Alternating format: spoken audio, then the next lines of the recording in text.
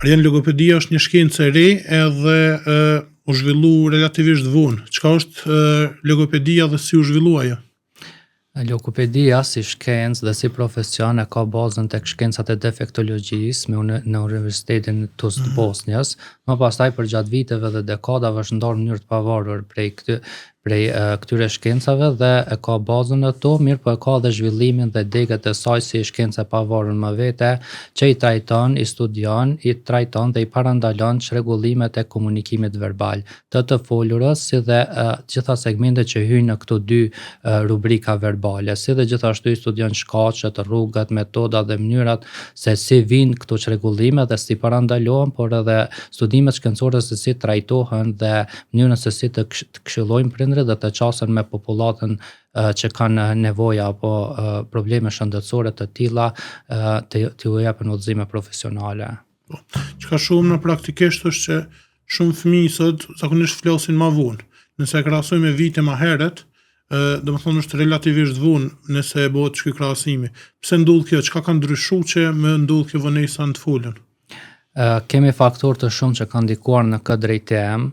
Është shumë e saktë që në të kaluarën nuk ka ekzistuar një zhvillim material dhe i teknologjisë sikurse në kohën tonë, mirë po jeta ka qenë më natyrale në të gjitha aspektet duke përfshirë edhe vetë të folurën. Ndërkaq në kohën tonë me këtë zhvillim të hapshëm material të teknologjisë, të videove të shkurtra, të telefonave me modalitete të ndryshme, kemi ardhur në një stad që e shohim që kemi një prevalencë mjaft të lartë të diagnozave, të vështirësive, të çrregullimeve, si të komunikimit verbal, si kurse të folurës individuale, si kurse të shumë aspekteve anësore të cilat ndikojnë dhe influencohen nga mungesa e të folurës. Dhe në këtë rast, roli i profesionistëve shëndetësor, përkatësisht i logopedëve, është një rol shumë i kyç dhe i rëndësishëm në shoqërinë tonë.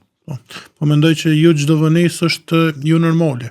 Kur duhet me u shqetësu një prind, edhe kur vonesa mundet me u konsideru normale. Në këtë rast kemi gjithmonë një vijë ndarëse se kur kemi të bëjmë me vonesë në të folur apo kur nuk kemi të bëjmë me vonesë në të folur. Ajo që ka rëndësi që të dihet është që gjithmonë kjo vijë ndarëse është e bazuar në moshën që fëmia ka.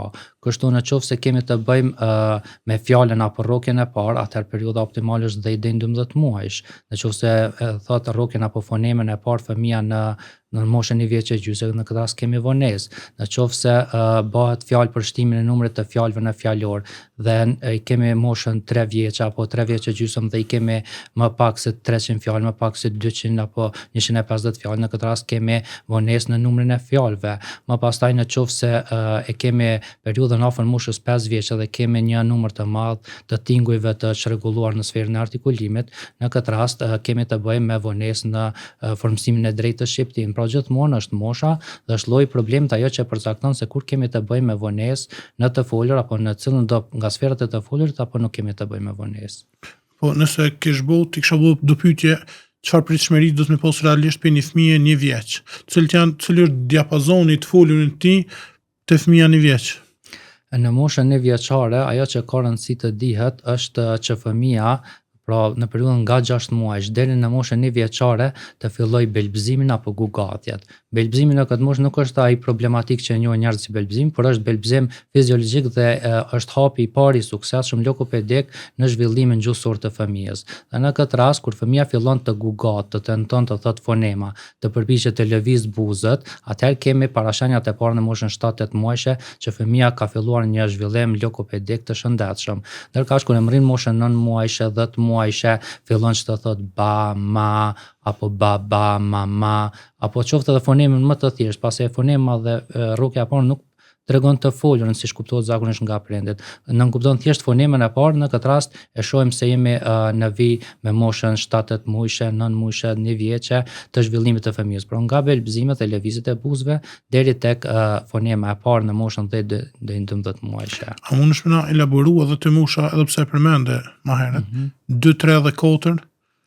Po, në këtë rast, nga mosha e caktuar, pra e kalojmë moshën 1 vjeçare, jemi deri në stadin 1 vjeç e gjys, duhet që të fillojmë të kemi në numrin optimal minimal të fjalëve 20 deri në 50. deri në arritjen e stadit të moshës 2 vjeçare, fëmia do ta shtojë numrin e fjalëve, pra nga 1 vjeç e gjys deri në 2 vjeç ta shtojë numrin e fjalëve deri në 150, 180, 200 fjalë. Nëse fëmia ka më shumë fjalë sa mosha, kjo është gjithmonë pozitive, nuk mund të jetë negative. Mirëpo nëse ka dukshëm më pak se sa mosha, atëherë mund të jetë vonesë apo mund edhe të mos jetë, këtë e vlerëson profesionisti. Ndërkaq në moshën 3 vjeçe duhet të kemi afër 350 fjalë, 400, duhet të kemi fjalime të gjata me konsekuenca më të rrjedhshme, me numër më të madh të fjalëve. Në moshën 5 vjeçe, siç e caktuam, duhet të kemi një pjekuri të plotë të zhvillimit të shqiptimit tek fëmia, se dhe gjithashtu të filloj nga mosha 6 vjeçe, 7 vjeçe të tregoj historie, ngjarje, nga mosha 3 vjeçe gjys e 4 të filloj që të shpreh dëshirat nëpërmjet të folurit, të shpreh kërkesa, nevojat, të mos jetë thjesht në stadin e shprehjes kërkesave duke qatur siç ka qenë kur ka qenë në 1 vjeç apo 1 vjeç e gjysmë. Ka fëmijë që nuk flasin, po kuptojnë edhe tregojnë çfarë po duan, kështu vetëm me gjeste. Qoftë u bë me gesht, qoftë e ngrej për gishtë ose dorë prindin me shku deri te gjësendi që po e duan, çka tregon kjo?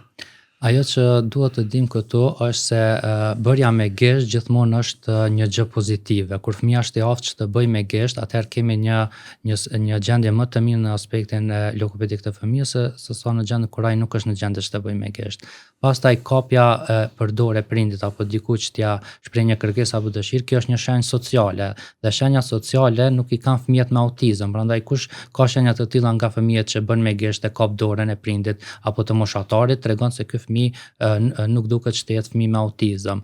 Më pastaj çka ka rëndësi të dim në këtë aspekt është gjuha trupore. Gjuha trupore pra është një lloj gjuhe komunikuese me të cilën fëmijët shpeshherë shprehin atë që kanë në brendin e tyre. Mirë, po gjithmonë qëllimi i zhvillimit të shëndetshëm logopedik është të kalohet nga gjuha trupore për në gjuhën verbale. Kjo është shumë e rëndësishme ta njohim dhe në këtë rast të caktuara ka që mundet edhe psikologu të ndihmojë me këshillat apo me ta vlerësoj gjendjen e fëmijës sepse ai gjithmonë dihet i friksuar të flasë dhe thjesht kap për dorë apo për trupi. Po, Ariana përmende autizmin.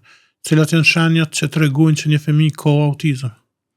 Autizmi është një çrregullim neurobiologjik i lindur dhe nuk është i fituar. Kjo është një dije shumë thelbësore që duhet ta njohim. Nuk është i fituar sikurse problemet e folurit, por është rregullim neurobiologjik i lindur. Shenjat që përfaqësojnë spektrin e autizmit që vlen në vija të përgjithshme janë mungesa e kontaktit direkt sy me sy, pastaj mungesa e shenjave sociale, kapja e dorës, tërheqja, mungesa e shenjave sociale që nuk kupton dëshirën për të luajtur me moshatarët, luani vetëm i ndarë në një anë, i bën lodra gjithmonë në formë të drejtë, të radhitur si në formën e palcës, më pastaj nuk ka interesime në mënyrë natyrale sikurse gjithë fëmijët që interesohen thuajse për çdo gjë, por interesojnë vetëm gjërat çfarë i pëlqejnë. Mund të ketë stereotipi në të folur, por çka është shumë e rëndësishme të dim në këtë pikë është që këto shenja vlen në vija të përgjithshme, por nuk do të thotë se çdo fëmijë që ka shenja të ngjashme është edhe me autizëm. Ne kemi praktikisht raste edhe në qendrën tonë në speech terapi, por madje edhe në ordinancat e tjera ku jo çdo herë, domethënë fëmia që jep shenja të dukshme me autizmin është autist. Për këtë arsye duhet gjithmonë konsult me profesionistin përpara se prindi të shqetësohet shumë dhe mund të jetë një shqetësim i panevojshëm. Në aspektin logopedik, domethënë aspektin e komunikimit, cilat janë shenjat e autizmit edhe a ka përmirësim? A mundet me u përmirësu, domethënë fëmia autik? Po, fëmia me autizëm mund të përmirësohet, vetëm se ka shumë rëndësi ai element i rëndësishëm i punës profesionale që ne e quajmë parandalimi. Parandalimi apo paraprirja një problemi gjithmonë është më i rëndësishëm se sa shërimi i tij, por edhe shërimi është gjithmonë punë profesionale adekuate. Kur kemi të bëjmë me një diagnozë të lindur dhe jo të fituar, atëherë ne nuk mund të parandalojmë një gjë që thjesht ka qenë e lindur. Mirë, po çfarë mund të bëjmë? Mund që nga mosha 3 vjeçe tek fëmia që duket se ka shenja të autizmit, para arsyes se para moshës 5 vjeçe nuk vendoset diagnozë, mund të bëjmë ndërhyrje logopedike, sepse në këtë moshë fëmia do ta ketë më lehtë që t'i kap sekuencat verbale të folurës, sesa nëse lihet në moshën autizëm në moshën 7 vjeçare apo 8 vjeçare. Pra gjithmonë para moshës 5 vjeçare është më mirë që të ndërhyjmë. Po, të fëmijët që kanë domethënë ngecje ose vonesa në të folur, cila është një këshill që ju ja jepni prindve që ata me punun në familjet e tyre, në shtëpitë e tyre, që për me ju ndihmu domethënë këtë aspekt?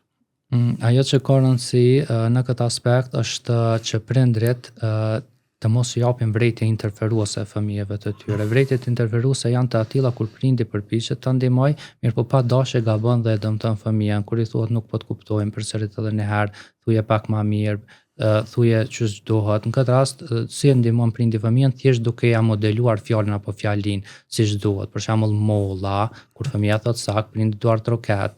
Pastaj babi, kur fëmia thot sakt, prindi duart troket. Por mirë po nëse thot gabim, nuk i jep vrejtje interferuese në mënyrë që të mos i shkaktoj frikë apo shqetësim. Pastaj këshill tjetër është që t'i lejojnë fëmijët të kërcejnë në shtrat, vetëm me kujdes që të mos rrëzohen, për arsye se kërcimi në shtrat quhet motorik globale dhe ngrit shumë nivelin e aktivitetit të trurit të fëmijës dhe kjo më pastaj do të prodhojë edhe ngritjen e potencialit verbal të fëmijës.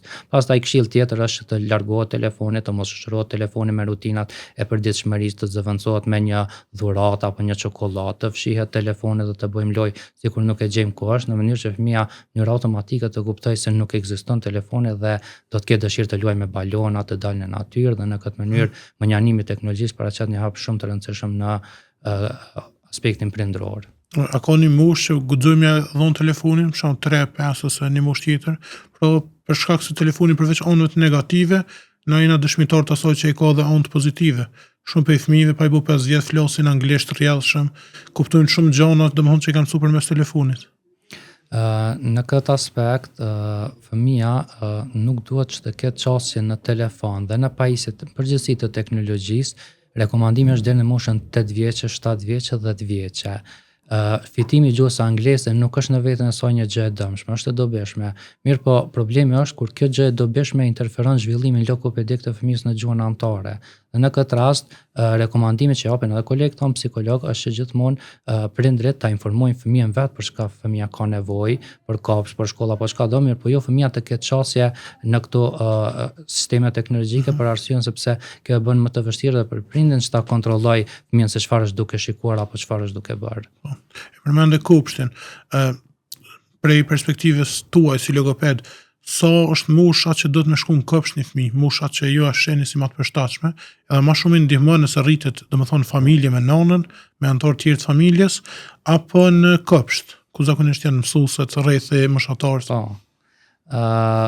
Fillimisht, sa i përket afeksioneve apo zhvillimit apo frekuentimit të fëmijëve në kopsht, duhet të dimë që mosha 0 deri në 2 vjeç është një moshë shumë e rëndësishme biologjike dhe jetësore që fëmia të shkëmbejë afeksione me nënën, përqafime, kohë, zërin e nënës, fytyrën e nënës, aromen e nënës, që të zhvillohet në aspektin e përgjithshëm shëndetësor dhe atë logopedik. Ndërka sa i përket kopshtit, është e rëndësishme të dihet se ndikimi i kopshtit te fëmijët është pozitiv, por ky ndikim do të shtrihet nga mosha 3 vjeçe e tutje.